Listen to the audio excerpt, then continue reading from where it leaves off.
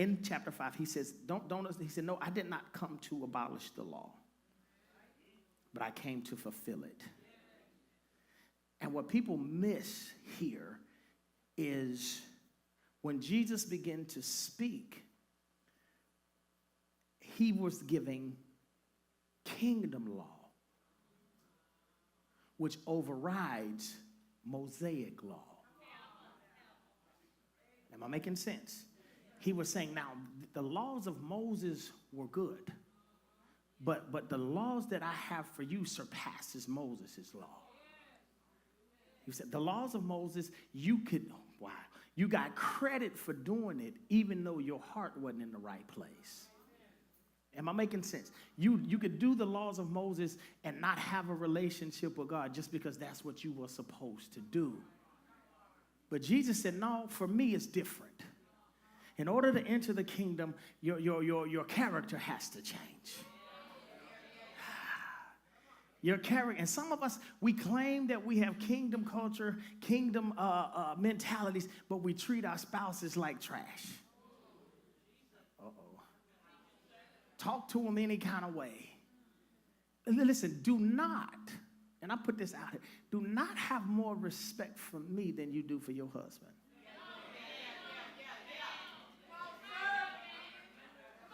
Don't fix me no pie, cake, or cookies and you can't cook at home.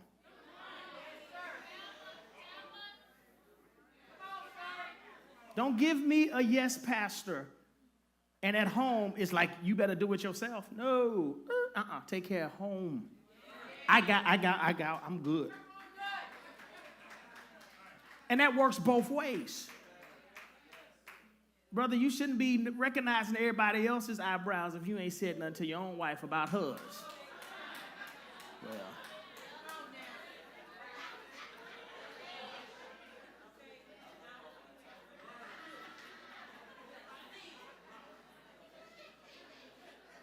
See, I know them women gonna talk back to me, and you brothers just gonna sit there. Because I'm going to tell you what happens. What happens if you're somebody like myself who grew up with my mom, my dad, of course, but I got all sisters, no brothers. And so I grew up around a whole bunch of females. So by nature, I pick up on things.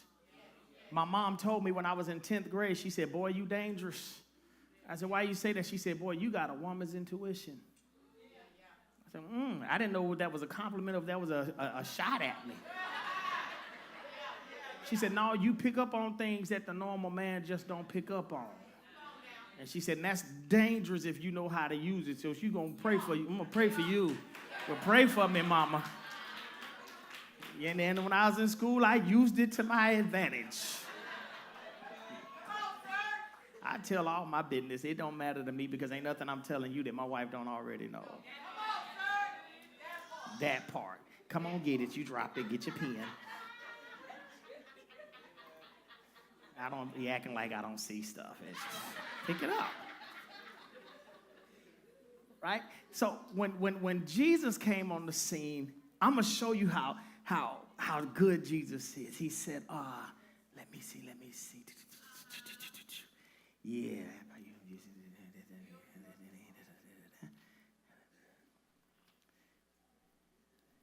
Yes, there it is. In Matthew chapter number 5, verse number 13.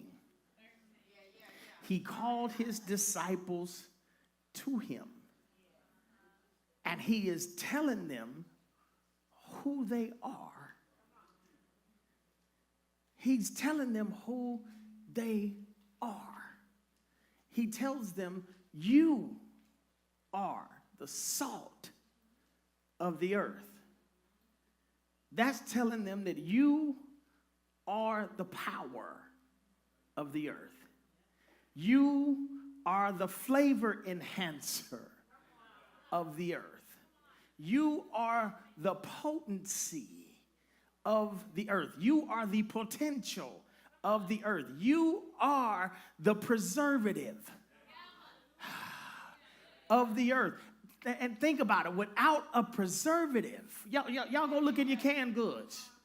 That's why they're so full of salt, because salt preserve something for a time just in case you're not ready for it yet. See, somebody look at your neighbor and say, baby, you being preserved. That means they ain't ready for you yet. They're not ready. They're not ready for you yet, but it is your responsibility to stay ready so you don't have to get ready. Like if you know in your heart you are a wife, you got to stop sleeping with everybody. If you know that you are a husband, house band, watch this, let me help you here. Brother, you a husband whether you married or not. Because the word husband means house band, which means that he is the one that is supposed to band the house together. But in our generations, grandma has been the one banding the house together.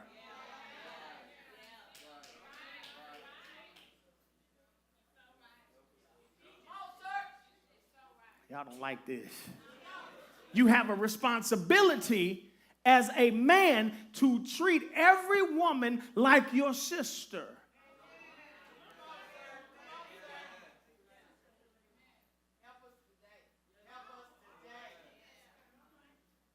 I'm in the book.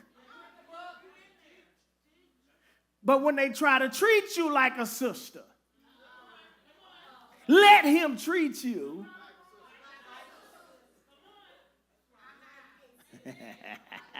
Not a sister, but a sister. Yeah, I heard y'all. He says, now he's telling them this, he's letting them know. Man, this is Jesus talking to his disciples. God showed me this. The same way I stand to talk to y'all. Let that sit on you for a second. All of his disciples, he said, y'all come here, and everybody else followed. But he's talking to his disciples. He's not talking to everybody. He said, you are the salt of the earth. Then he tells them, but if the salt loses its saltiness, if you lose your power, if you lose your potential, if you lose your preservation, yes, God, pre-reservation, yeah. If you lose that, how can it be made salty again? It didn't say that it couldn't be made salty again. He says how. How can it be made salty again? He says it is no longer good for anything. As long as you're not salt, you're not good for nothing.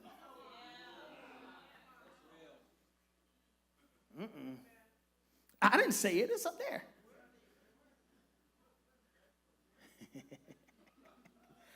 You ever seasoned something and it was perfect? And you had the right amount of salt in it. It just tapped. Some of y'all use too much salt. But anyway, y'all, salt is not a flavor. It's an enhancer. If you're putting salt on stuff before you ever tasted, you probably got high blood pressure.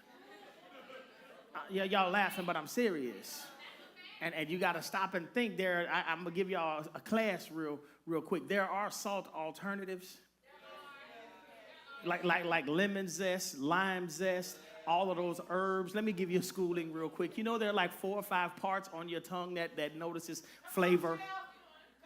I'm serious. That notices flavor, and what a real cook does is he tries to tap into all the 4 or 5 parts on your tongue to bring the flavor together. 9 times out of 10, if he can do that, he didn't have to use salt at all.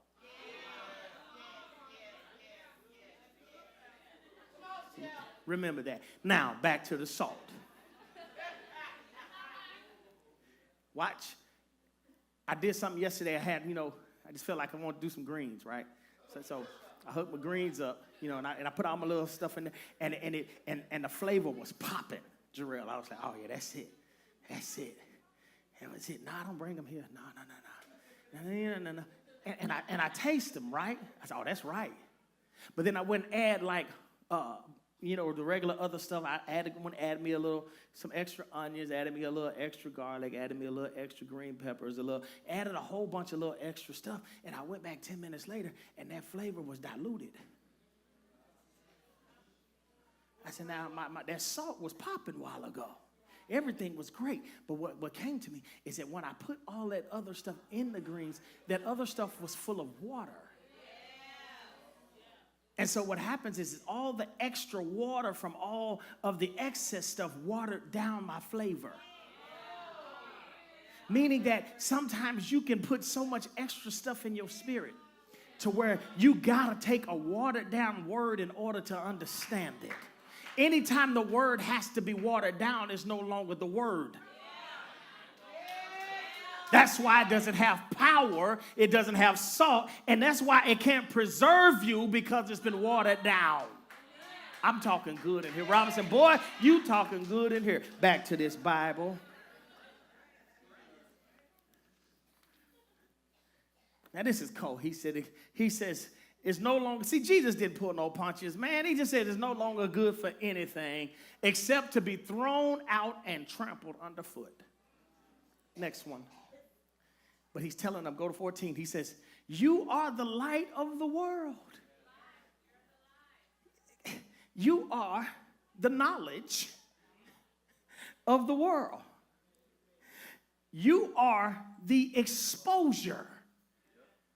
Y'all not hearing that. Of the world. In other words, if I am living a kingdom life for Christ, I expose darkness just because I showed up. People that are living in darkness are uncomfortable when I walk into the room. The conversation changes. They was cussing somebody out before I walked out to the parking lot. When I went up to their car, they was like, well, hey, Pastor, how you doing? That was a good message.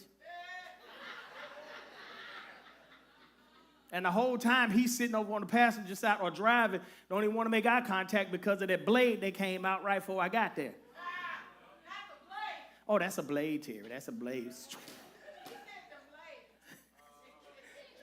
Says, you are the light of what? Of what?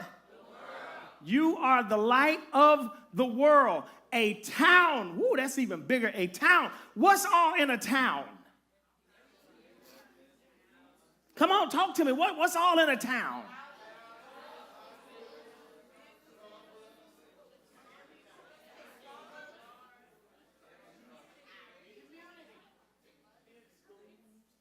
Legal, financial, laws, rules, prosperity. He said, you are a town built. He said, you are the light of the world, a town built on a hill that cannot be hidden. The reason why everybody sees you is because they see your light. Bugs are attracted to light. You ever went to a football game and you look at that light up there and you see nothing but bugs up there just tearing that light up? Y'all already know this. I did research on that. And what's happening is these bugs are basically blind. And in the daytime, they migrate towards the sun. Wherever they feel the rays of light coming from, that's the direction they migrate into. And so at night, what happens when there is a night light on, they are deceived into thinking that they're going toward the sun. And that's why they keep bumping into the light, because they think they're going in the right direction. There was a time at our old house, right when we lived over here, I saw this happening in the backyard. And then one night I went out there and I seen a spider had put a web right in front of the light bulb. Now, if a spider got that kind of wisdom, that spider says, They keep doing the same thing over and over and over again, thinking that they're going toward the sun, but it's really a fake light. Somebody gonna catch that in a minute. And so the spider put a trap, this is the God honest truth, right in front of the light. And I went out there the next day and I seen moths flying, going right into the trap. And the spider would come down. Yep. Wrap him up. Y'all not catching this. Wrap him up and then save him for later. Why? All because you're dealing with an insect that was blind and could not tell the sun from a light bulb. How many of us are going into the world blind and we can't tell the sun The S-O-N, not the S-U-N. We think everything is Jesus until we get trapped.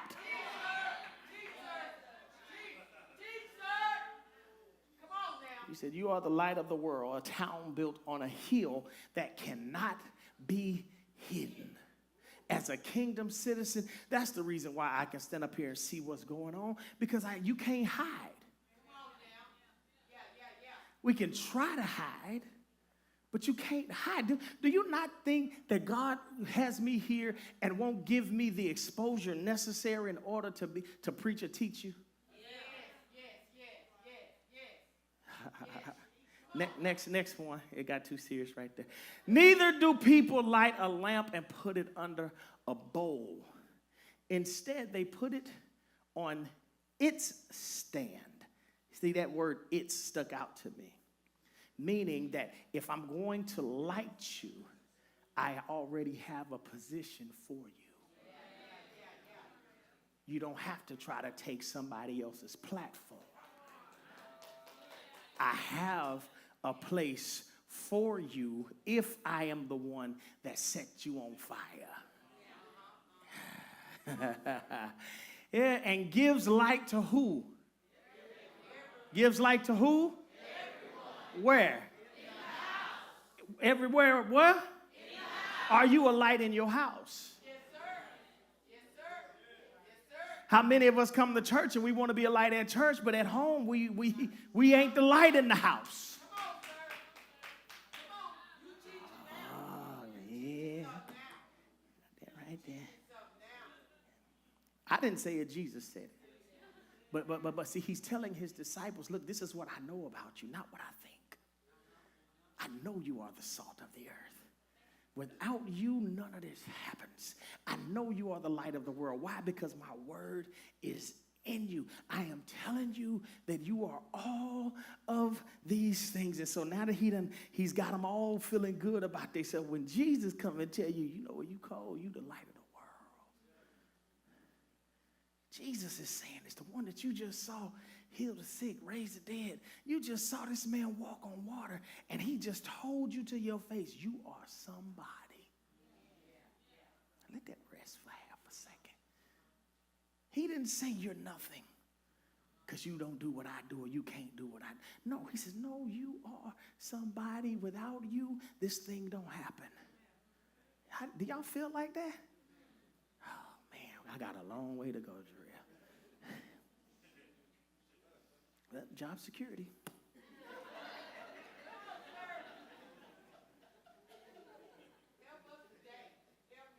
Next verse. It says, in the same way, let your light shine where? Let your light shine where? That they may see your good deeds and glorify who? Uh-oh.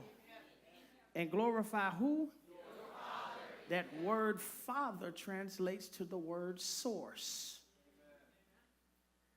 The word Father means source. This is what we don't want to hear. If Father is the source, what's Mama? Resource. When the resource has to sit in the position and do the job of the source.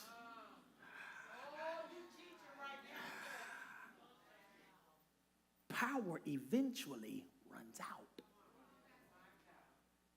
That's where we are in this world right now. We are surviving, thank God, but we are surviving off the resource.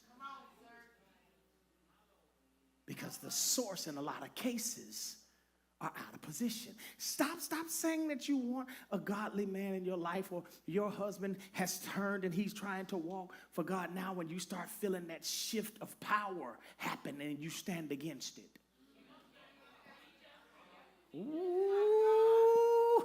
Because I see y'all. I see you. You've been the one that's been in control in the house all of this time. And now pastor is speaking to them. Life is coming into these men. They want to step up and be the men that they've been called to be. And when they step up to say, you know what, we need to go. You just got in church. How you going to tell somebody how to be saved?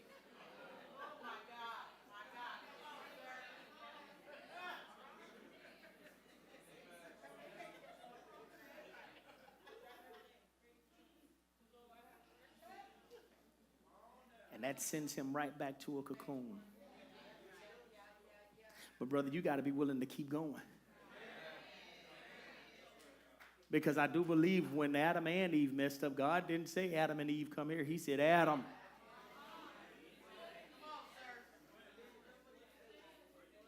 Meaning when I call you, I just expect your family to show up. Hello, somebody. Let me help you here. Listen here, bruh.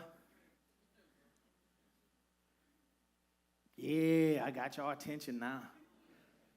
Your wife ain't supposed to be the one leading the family in prayer every night. Hold your head up in here. You are the priest of the home. You're supposed to be more in the Bible than she is.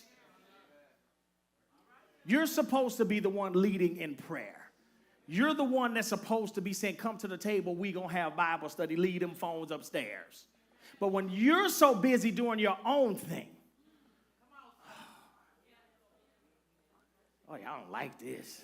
This is kingdom teaching right here, because you cannot claim to be a king if you don't rule your own territory. No, sir. No, sir.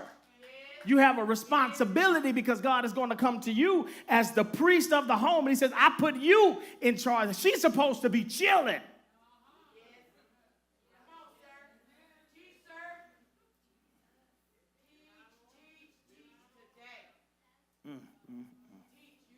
Let me get in here real quick.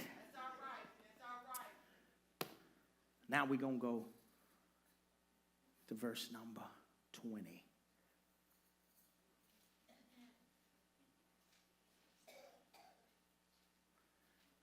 See, Jesus is establishing kingdom law, which surpasses Mosaic law.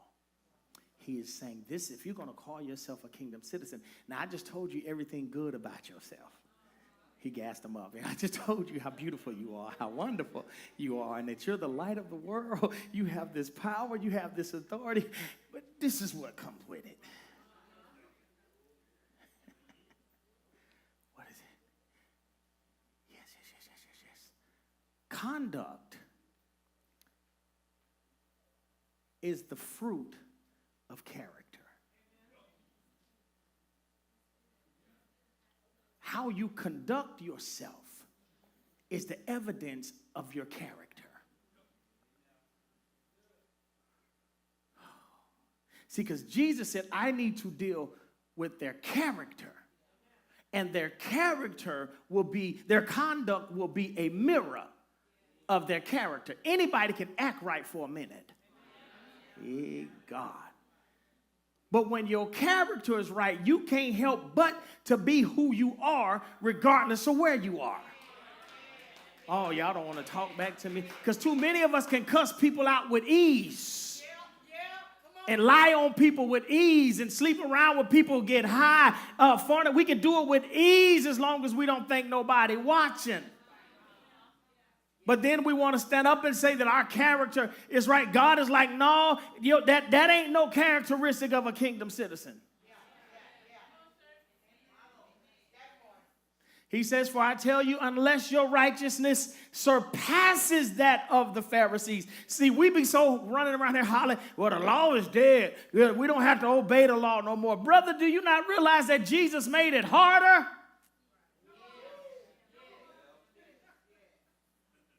Say anybody can obey regular rules.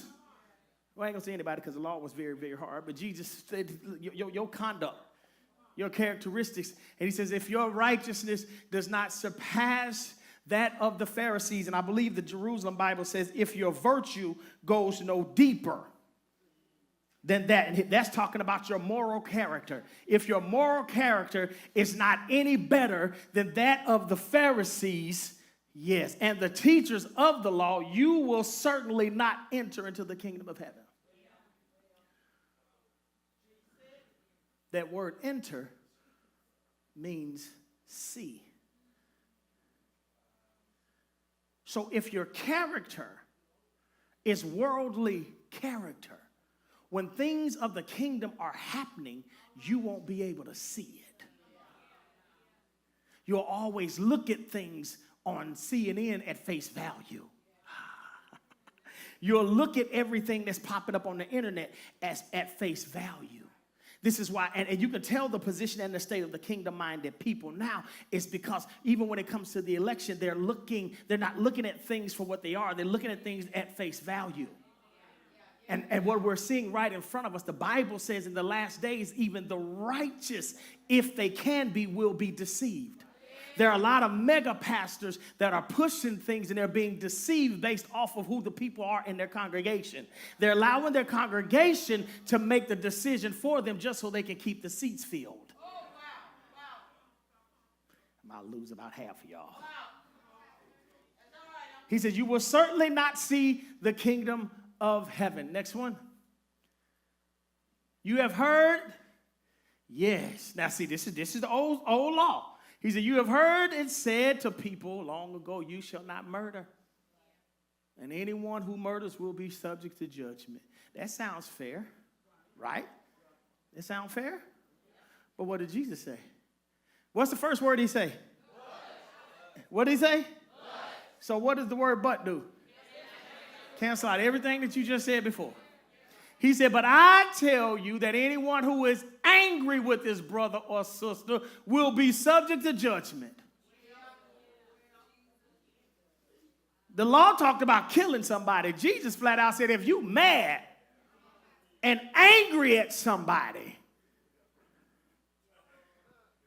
boy, that's digging deep into character, because sometimes you feel like you got the right to be angry at someone. Oh, y'all don't believe me? Yeah, but you say you're a kingdom citizen. He said, this is the kingdom law. This is the kingdom law. This is the kingdom law. Let me read it out of this. You have learned this.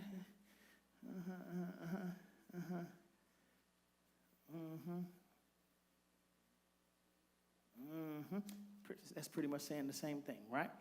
And it says, again I say, again, anyone who says to his brother or sister, Raka, is answerable to the court.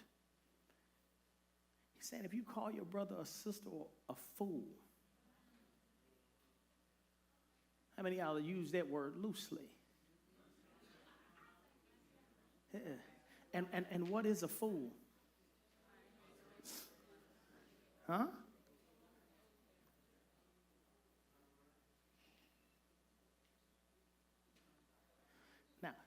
That says if you call your brother a fool, you're answerable to court. It's talking about the Sanhedrin.